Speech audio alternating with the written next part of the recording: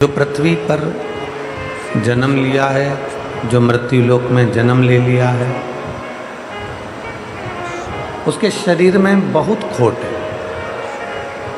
चाहे वो इंद्रियों से जुड़े हुए हों, चाहे वो लौकिक चीज़ों से जुड़े हुए हों। झूठ भी मनुष्य बोलता है, बेकार काम भी मनुष्य करता है, पाप कर्म भी मनुष्य करता है और कई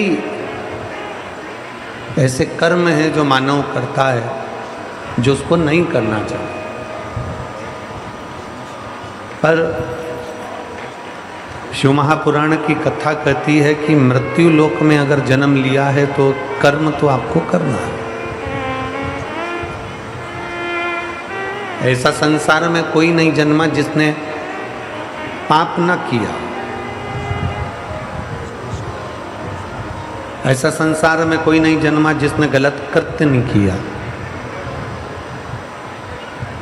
इंद्रियों के माध्यम से, शरीर के माध्यम से या अपनी वाणी के माध्यम से, श्रवण शक्ति के माध्यम से, नेत्र दृष्टि के माध्यम से या अन्य किसी न किसी कारणवश मनुष्य से पाप कर्म हो ही जाता होता है। पर शिव महापुराण की कथा कहती है, भगवान शंकर का चरित्र कहता है, शिव तत्व कहता है, शिव महापुराण की कथा कहती है कि शरीर से, इंद्रियों से अगर मान लो कोई पाप कर्म हो भी गया है, शरीर से, इंद्रियों से अगर कोई पाप हो भी गया तो शिव महापुराण की कथा कहती है कि हमारे द्वारा एक लोटा जल जो देवादिदेव महादेव को समर्पित करा जाता है, हमारे किए गए पाप को भी वो समाप्त कर देता है। हमारे किए गए पाप कर्म को भी वो समाप्त कर देता है। किसी भी रूप में कैसे भी अहंकार का त्याग कर कर शिव भक्ति को प्राप्त करने का प्रयास करें। किसी के दरवाजे पर जाओ ना जाओ, किसी की चौखट पर जाओ ना जाओ, किसी से मिलने जाओ ना जाओ, पर इतना याद रखो कि देव अधिदेव महादेव के मंदिर, शिवालय और उसकी कथा में जरूर जाओ। कुछ ना कुछ आपको मिलेगा, कुछ ना कुछ आपको प्राप्त जरूर हो।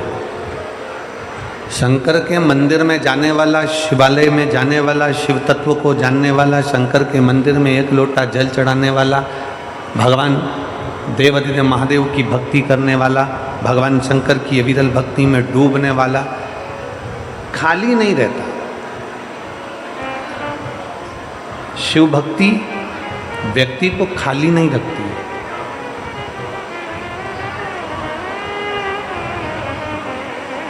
ये उदाहरण है माता पार्वती जी का चरित्र।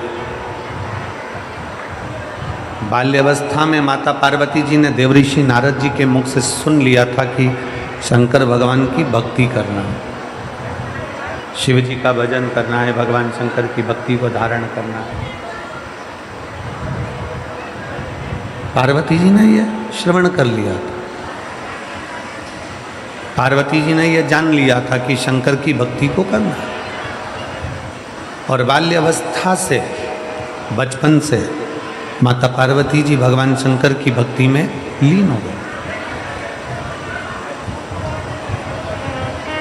जितने यहाँ कथा में बैठे हुए हैं, पंडाल में बैठे हुए हैं, पंडाल के बाहर बैठे हुए हैं या टीवी पर आस्था चैनल के माध्यम से, फेसबुक यूट्यूब के माध्यम से कथा सुन रहे हैं, ध्यान लगाकर कथा को सुनिएगा। रात भर से आप लोग चल कर आए हो, पूरी रात कीर्तन करा है, जागे हो,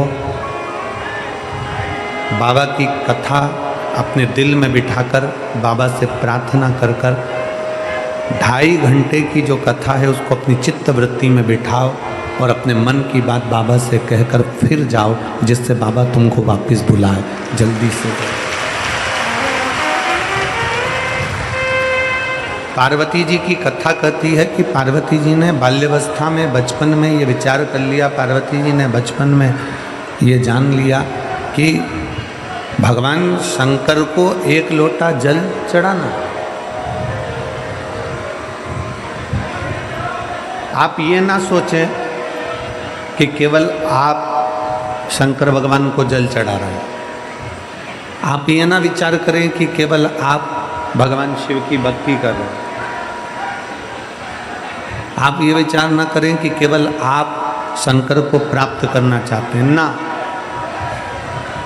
शिव महापुराण की कथा कहती है माता पार्वती जी ने भी शंकर को एक लोटा जल चढ़ाया, माता सती ने भी भगवान शंकर को एक लोटा जल चढ़ाया, भगवान श्री गणेश जी महाराज ने भी भगवान शंकर को जल चढ़ाया, श्री हनुमान जी महाराज ने भी भगवान शंकर को जल चढ़ाया, स्वयं भगवान नारायण ने भी राम अवतार रखकर शिव को जल चढ़ाया, भगवान कृष्ण अवतार लेकर भी शंकर को जल चढ़ाते हैं।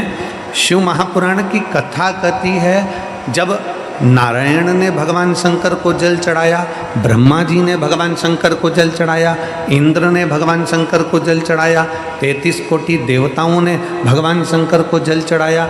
जब सबने जल चढ़ाकर अपनी मन की कामना पूरी कर ली, अपनी मनवांछित फल प्राप्त कर लिया, तो फिर मनुष्य क्यों भटके? वो भी शंकर को जल चढ़ाए और अपनी मनोकामना पूर्ण कर ले। क्यों भटके? किस लिए भटके?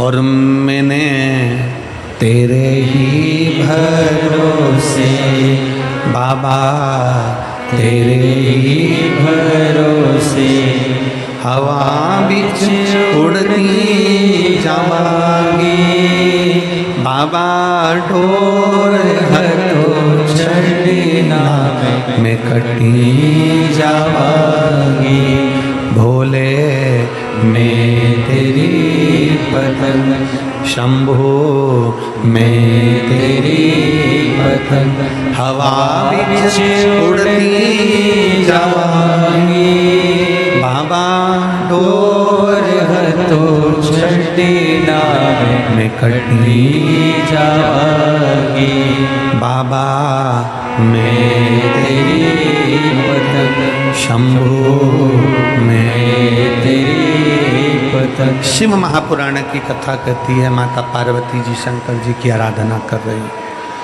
माता सती शिव की आराधना कर रही हैं, भगवान श्री गणेश जी शिव की आराधना कर रहे हैं, श्री हनुमान जी शिव की आराधना कर रहे हैं।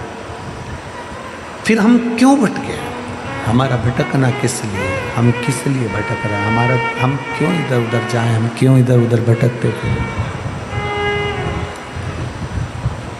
हम किस लिए यहाँ वहाँ चारों तरफ भटकते रहे? शिव महापुराण की कथा में अगर आप लोग बैठे हैं तो एक संकल्प अपने भीतर उतार कर जाइए।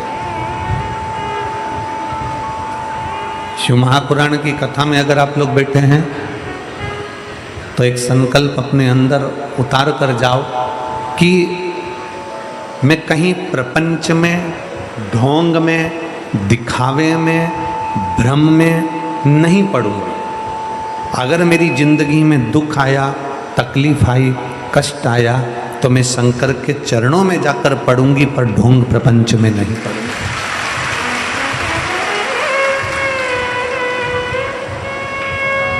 मैं शिव के द्वार जाऊं ना, मैं भगवान शंकर की चौखट पर जाऊं, मैं भगवान शंकर के दरवाजे पर जाऊं। अगर मुझे जाना ही है तो मैं शंकर के पास जाऊं।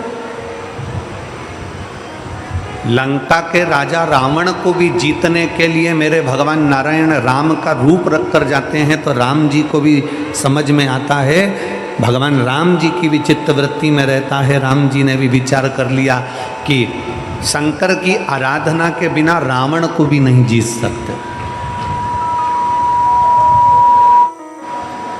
शिव की आराधना के बिना रावण को जीतना भी बड़ा कठिन है।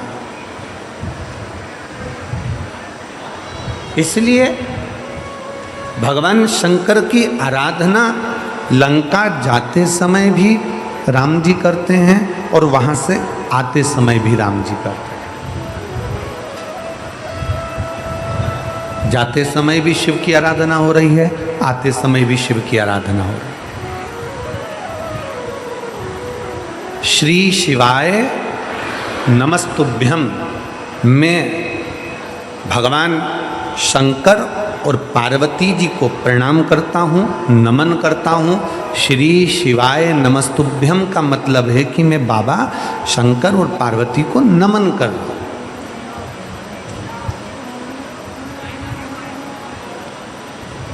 एक पत्र है,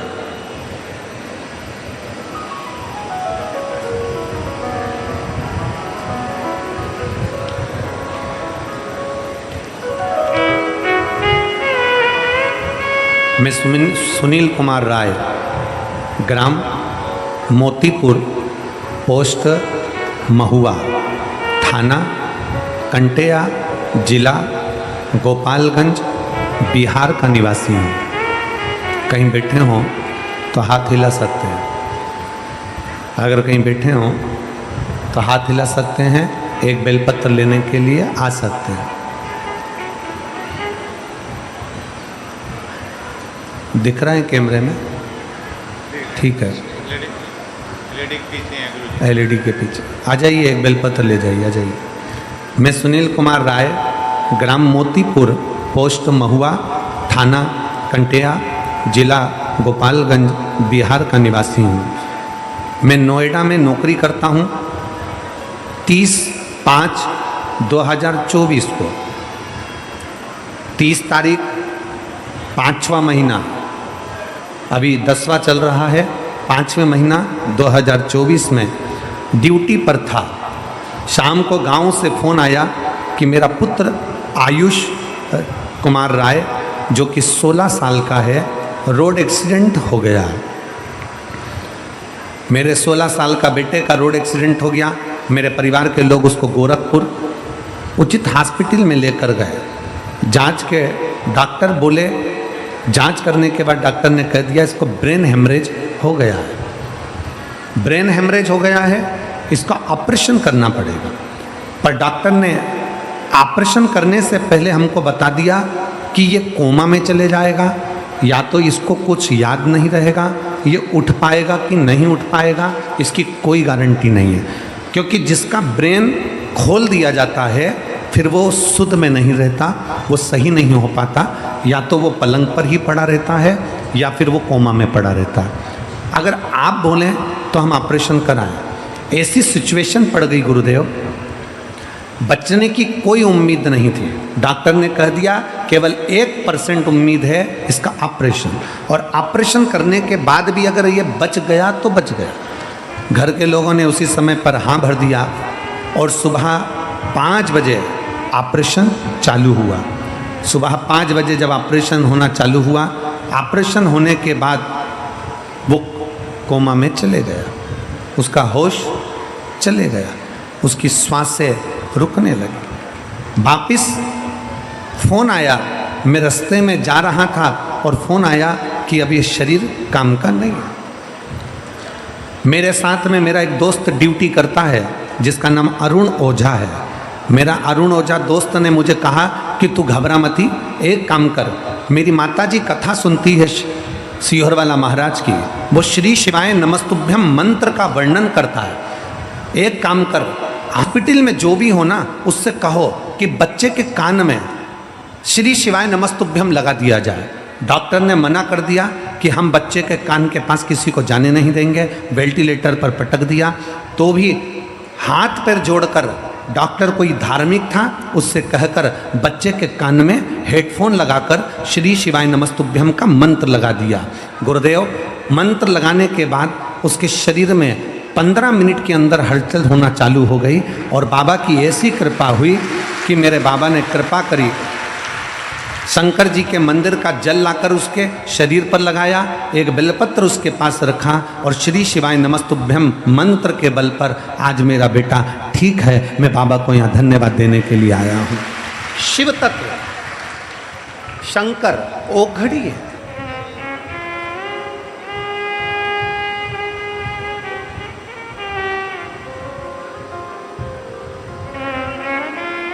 हमने तो आपको कई बार कथाओं में भी कहा, शायद आप लोगों ने लिखा भी होगा, हमने तो कथा के माध्यम से भी आपको वर्णन किया कि अपने घर के दरवाजे पर श्री शिवाय नमस्तुभ्यम लिख दो। क्यों?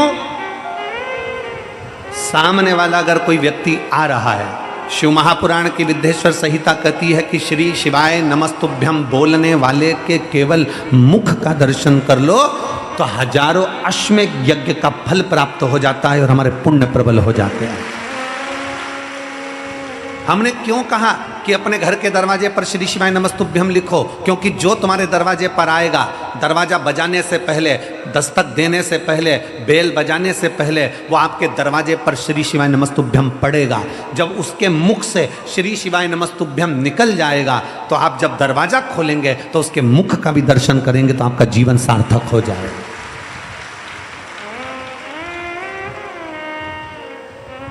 कोई स्टिकर आता हो, स्टिकर चिपका दो, स्टिकर नहीं मिले तो कोई कागज चिपका दो, कागज ना मिले तो अपने हाथ से लिखकर चिपका दो कि श्री शिवाय नमस्तुभ्यम। अगर हमारे दरवाजे पर कोई बुरी खबर भी आने वाली होगी, अगर हमारे दरवाजे पर कोई बेकार खबर लेकर भी आ रहा होगा, कोई बेकार बात लेकर भी आ रहा होगा और आकर हमारे दरवाजे पर श्री शिवाय नमस्तुभ्यम पढ़ लेगा तो आप जब दरवाजा खोलकर उसके मुख का दर्शन करोगे तो वो बेकार खबर भी अच्छी होने का प्रयास करेगा।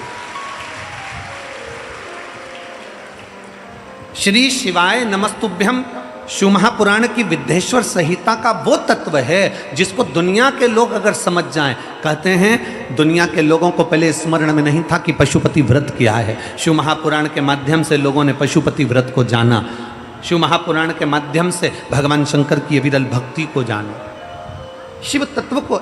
एक श्री शिवाय नमस्तुभ्यम मंत्र की महत्वता क्या है, एक पत्र और देखिए। पत्र थोड़ा लंबा है, लगभग 4-5 पेज का है।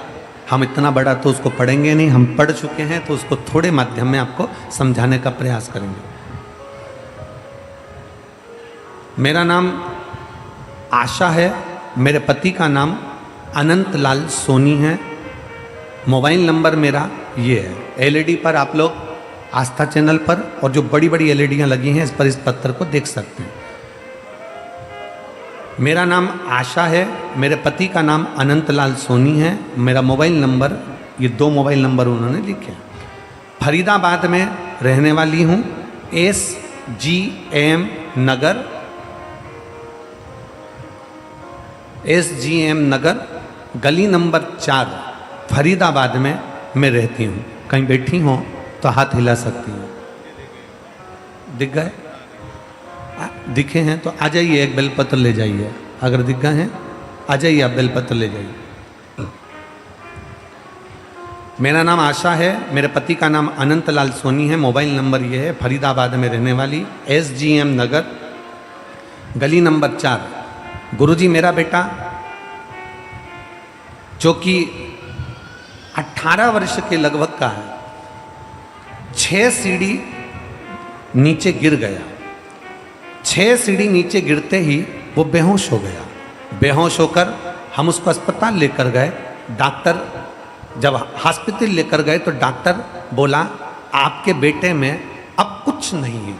पत्र में आप लोग टीवी पर पत्र चल रहा है, एलईडी पर पत्र चल रहा है, उसको पढ़िएगा कि उन्होंने पत्र में क्या लिखा है।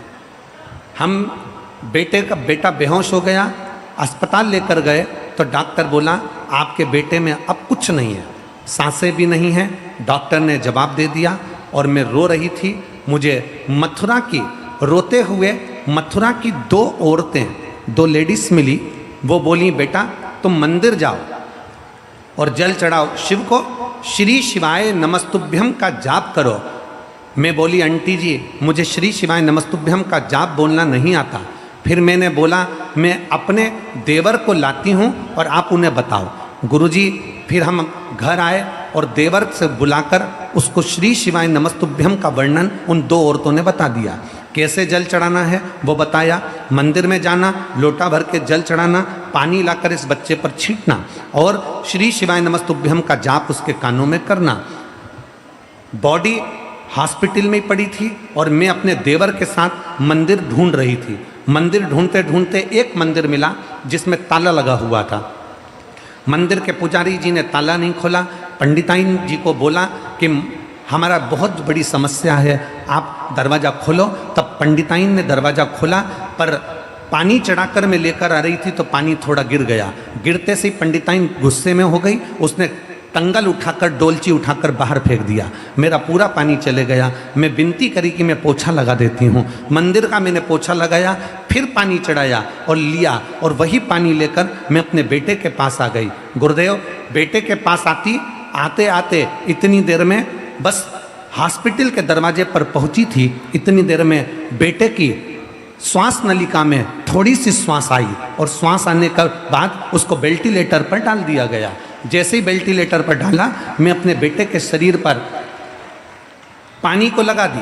पानी को लगाने के बाद मैंने अपने बेटे के कान में श्री शिवाय नमस्तुभ्यम 1 घंटे तक वेंटिलेटर के पास डॉक्टर के पांव पड़कर बोलती रही। और बाबा की मैं क्या गुणगान करूं गुरुदेव, मेरा 18 साल का बेटा आज बाबा की कृपा से ठीक हो गया और बाबा की कृपा से जीवित हो गया। मैं शिव तत्व को प्रणाम करता हूं। एक श्री शिवाय नमस्तुभ्यम, वो मंत्र जान लो, वो शब्द जान लो, वो अक्षर जान लो, वो आनंद जान लो, जो हमारे जीवन की सार्थकता को सिद्ध कर देगा।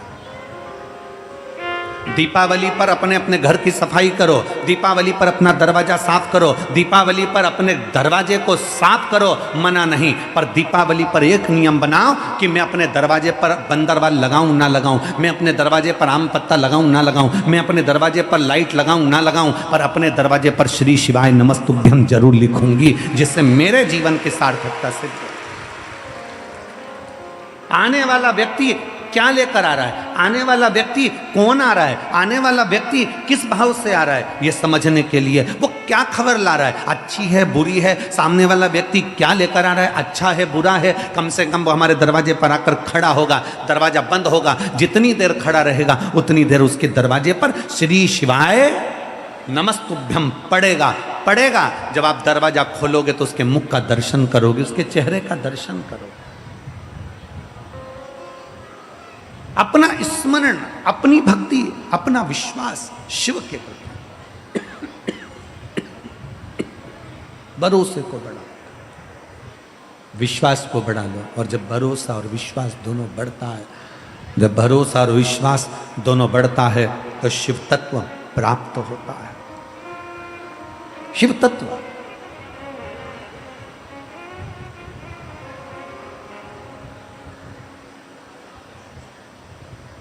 रावण पापी था, रावण दुराचारी था, रावण अधर्मी था। कल हमने कथा में कहा था, पर रावण गद्दार नहीं था। कल कथा में कहा था।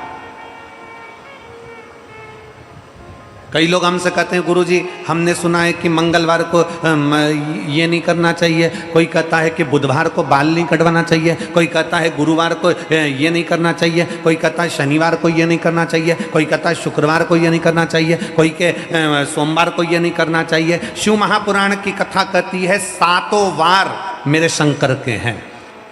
नक्षत्र शिव ने बनाया, काल शिव ने बनाया, पंचांग शिव ने बनाया, समय शिव ने बनाया, घड़ी शिव ने बनाया। इसलिए उसको महाकाल कहते हैं, क्योंकि उसने काल बनाया, घड़ी बनाई, पल बनाया, नक्षत्र बनाया, सब कुछ उसने बनाया। रविवार उसका है, सोमवार उसका है, मंगलवार उसका है, बुधवार, गुरुवार, शुक्रवार, शनिवार, ये सब वार उसके हैं। शिव महापुराण की कथा कहती है, कोई कहता है कि हमें रविवार को ये नहीं करना, बुधवार को ये नहीं करना, सोमवार को ये नहीं करना, मंगलवार को ये नहीं करना। शिव महापुराण की कथा कहती है 7 वार तुम्हारी मर्जी पड़े वो करो, पर इतना याद रखो कि 7 दिन तुम्हारा मन पड़े वो करो, पर इतना याद रखो कि 7 दिन किसी के दिल को ठेस ना पहुंचे वो कभी ना करो। सब कुछ करो पर किसी का बुरा मत करो। तुम्हारा मन पड़े जो करो 7 दिन, पर किसी का बुरा मत करिए। क्यों? क्योंकि मान लो तुम 7 में एक दिन बाल नहीं कटाओगे तो क्या बहुत बड़े तपस्वी कहला जाओगे? मान लो एक दिन तुमने भोजन नहीं करा तो क्या तप साधना कहला जाएगी? नहीं। शिव महापुराण की कथा कहती है, कोई कहता है मैं प्याज नहीं खाता, कोई कहता है मैं लहसुन नहीं खाता, कोई कहता है मैं ये नहीं खाता, कोई कहता है मैं वो नहीं खाता। निवेदन है, तुम कुछ खा रहे हो ना खा रहे हो उससे मतलब नहीं है, बस इतना याद रखो कि किसी का दिल मत दुखाओ और किसी का हराम का धन मत खा जाओ, बस इतना याद रखो।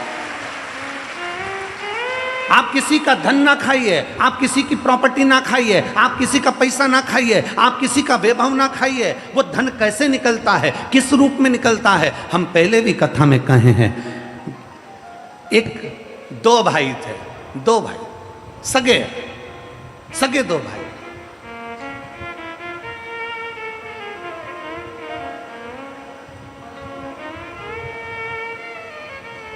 एक भाई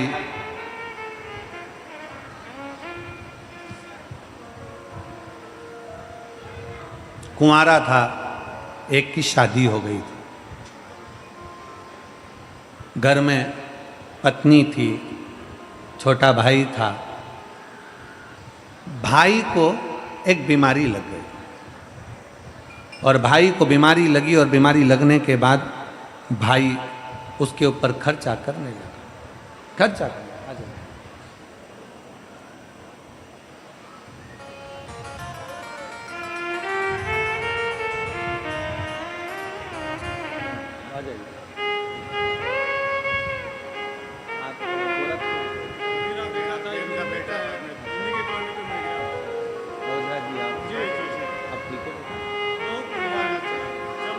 आप ही हैं, ये ओझा जी हैं जिन्होंने इनसे कहा था कि अपने 16 साल का बेटा जिसका ब्रेन खोल दिया गया और कोमा में चले गया, उसके पास में 1 घंटे तक लगातार उसके कानों में श्री शिवाय नमस्तुभ्यम बोलते रहे और आज बेटा ठीक हो गया है। ये बेटा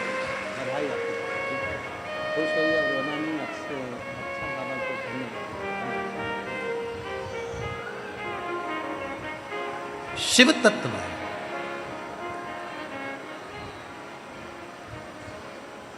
ओघड़ी है शिव भक्ति कर रही है। 2 भाई, छोटे भाई के शरीर में रोग हो गया। रोग होने के बाद छोटा भाई धीरे धीरे बीमार पड़ता डॉक्टरों को दिखाया, दवाइयां दिलाई, औषधि दिलाई, सब कुछ करा।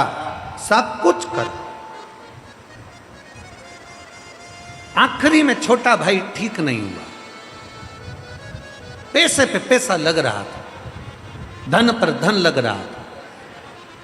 धर्म पत्नी ने अपने पति से कहा, सुनो तुम्हारे भाई पर लगभग लाखों रुपए खर्च हो गए, पर तुम्हारा भाई ठीक नहीं होता, तो मेरा निवेदन है डॉक्टर से मिल लो और डॉक्टर से मिलकर एक काम करो कि तुम्हारे भाई को धीरे धीरे कर कोई ऐसी दवाई दे दो जिससे तुम्हारा भाई, क्योंकि अब चल सकता नहीं, पड़ा रहता है, पलंग पर है, उसका जीवन बेकार हो गया, तो उससे तो उसके प्राण छूट जाए तो अच्छा। डॉक्टर से मिलो जाके।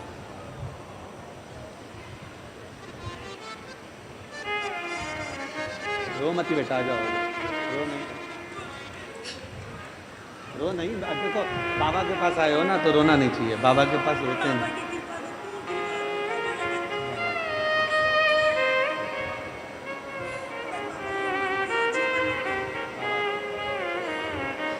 कह रही हैं, मैंने पत्र में लिखा, एक बार तो प्राण छूट चुके थे, दूसरी बार ठीक हो गया, कुछ दिन बाद वापिस कोमा में चले गया, फिर वापिस मंदिर जाना चालू करा, तीसरी बार फिर कोमा में चले गया, और बाबा की कृपा से अब बेटा पूर्ण तरह से ठीक होकर बाबा के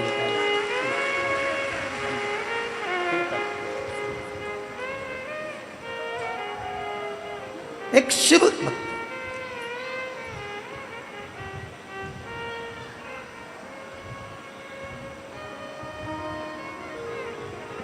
बड़े भाई की पत्नी ने कहा कि अब इनका शरीर, तुम्हारे छोटे भाई का शरीर साथ नहीं दे रहा, डॉक्टर से मिलो और कोई ऐसी दवाई ले लो जिससे स्लो पॉइजन जैसा दे देकर, अगर अपन पॉइजन देकर मारेंगे तो लोग कहेंगे कि बताओ भाई को मार दिया।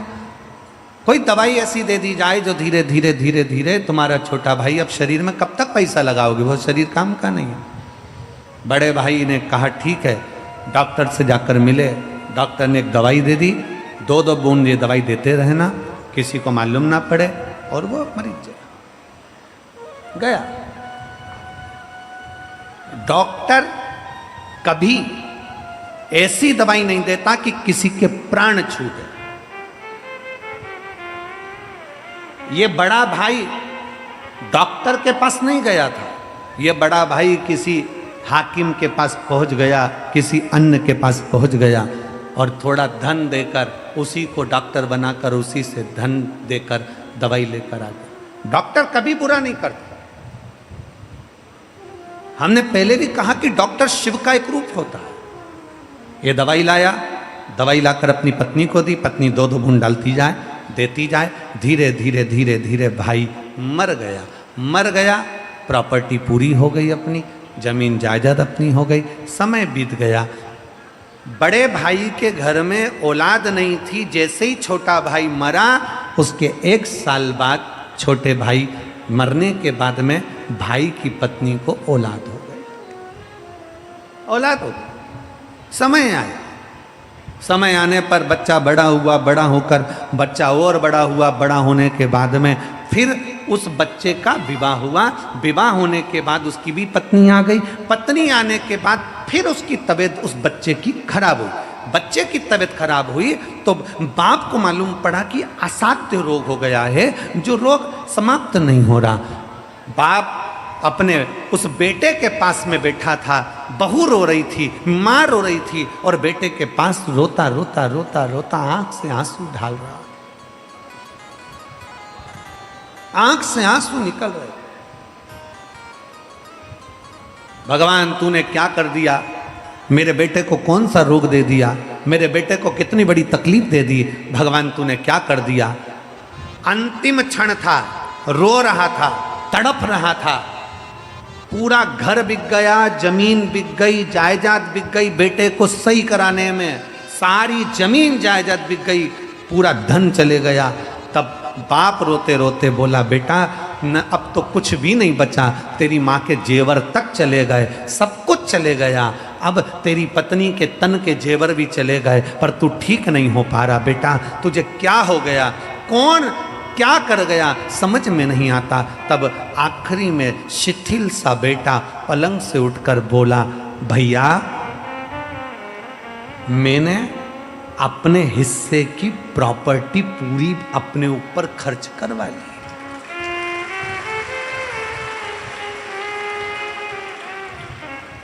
मैं तेरा भाई, जन्म लिया तेरे ही घर में, तुझसे ही खर्च करवा कर जा रहा हूं।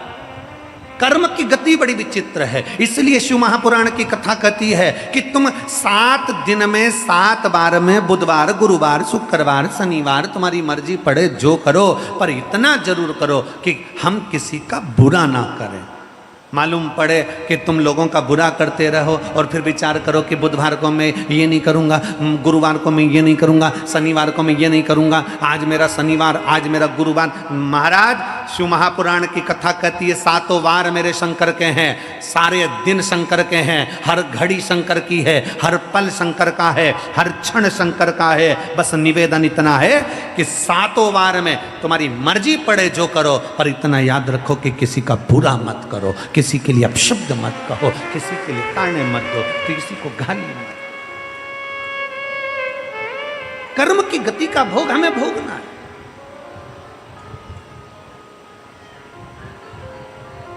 कोई दूसरा कर्म गति का भोग भोगता ही नहीं है।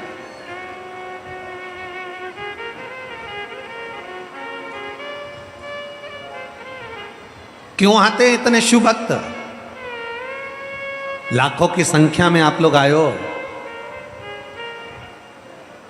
लाखों की संख्या में आप लोग आए हो और पूरी रात से आ रहे हो। पंडाल में जगह नहीं, धूप में बैठे हुए हो। किसी के पास छाता है, किसी के पास नहीं है, परंतु आप अपनी दरी बिछाकर रात भर बाबा का कीर्तन कर कर भोलेनाथ का नाम जप करते हुए पूरी रात से बैठे हो। एक जैसे इंतजार कर रहे हो। शिव पुराण चालू होगी, भगवान शंकर की कथा प्रारंभ होगी। क्या है शिव पुराण में? भगवान शंकर के सामने ईश्वर जी गोरा जी बनकर शिव पार्वती जब आकर बैठे, गणा और गोर बनकर शंकर पार्वती जब कथा सुनने के लिए बैठे, शंकर भगवान की कथा स्वयं शंकर सुनते हैं।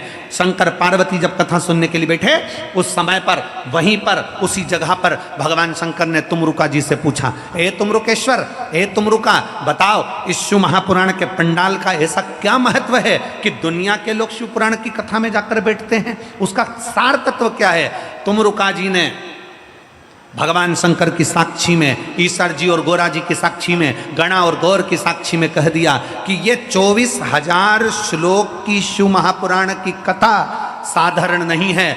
जिस पंडाल में, जिस भूमि पर, जिस जगह पर यह कथा होती है, वहां 33 कोटि देवी देवता 24 घंटे खड़े रहकर कथा का रसपान ग्रहण करते हैं। ये 24,000 श्लोक की शिव महापुराण की कथा 24 घंटे देवताओं को खड़ा रखकर भगवान शंकर की विरल कथा का रसपान करते हैं। किसका मंगल बेकार, किसका शनि बेकार, किसका गुरु बेकार, किसका बृहस्पति बेकार, किसका शुक्र बेकार, किसका राहु बेकार, किसका केतु बेकार, किसके घर में वास्तु दोष, किसी के घर में काल सर्प दोष, किसी के घर में पितृदोष। शिव महापुराण की कथा कहती है, जब वो कथा सुनकर उठकर अपने घर के लिए जाता है, उसके शरीर से उसी जगह की मिट्टी, पुलिस इंस्पेक्टर की पोस्ट से रिटायर हुए हैं। मेरे पति को 2/5/2024 में हार्ट की परेशानी हो गई थी। गुरुदेव 4 बार डॉक्टर को दिखाया तो कहा कि इनका हार्ट काम नहीं कर रहा। हार्ट ने काम करना बंद कर दिया। बहुत बड़ी प्रॉब्लम सामने खड़ी हो गई गुरुदेव। पति को परेशान देखकर हम पूरा घर परेशान हो जाता। अब करे तो करे क्या?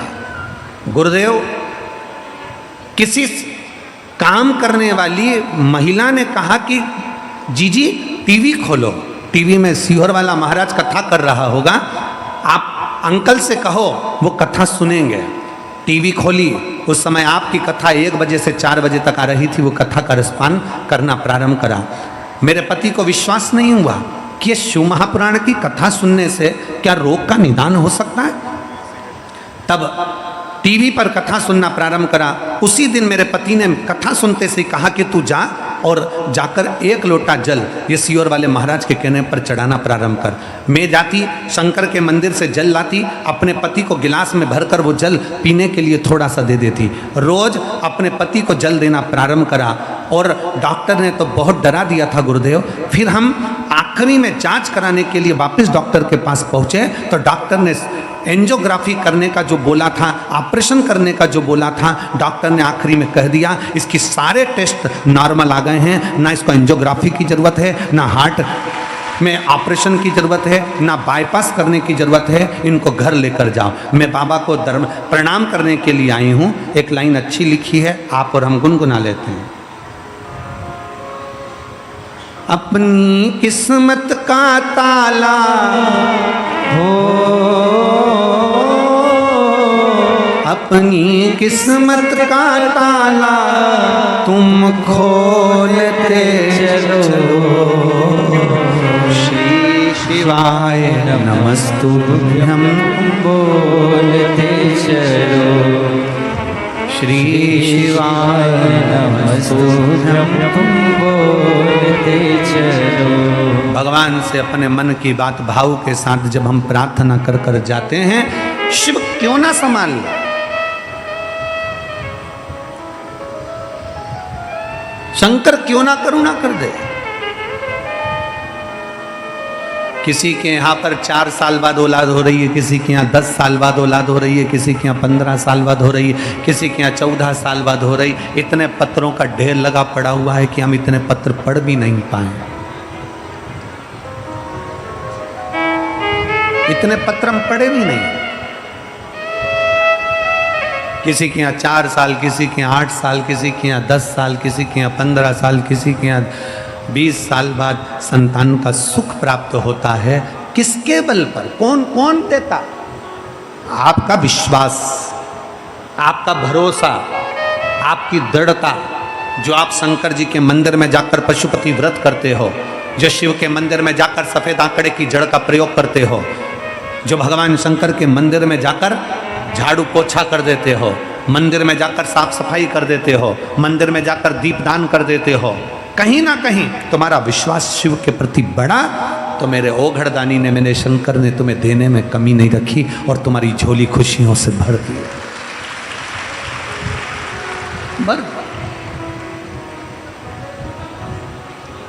प्रतिदिन अच्छा सोचो, अच्छा विचारो, अच्छा करने का प्रयास करो।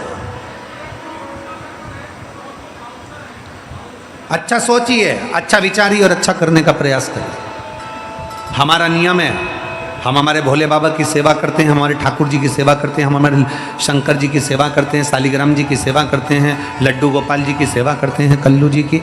तो हमारा नियम है, हम रोज प्रतिदिन इस व्यासपीठ पर आते हैं, तब व्यासपीठ से जाते हैं, तब रोज झोली पसार कर, आपने देखा भी होगा कि हम झोली पसार कर प्रणाम करते हुए एक ही चीज कहते हैं, मेरे बाबा किसी स्त्री की, किसी महिला की गोद खाली मत रखना और किसी पुरुष की जेब खाली मत रखना। बस इतना।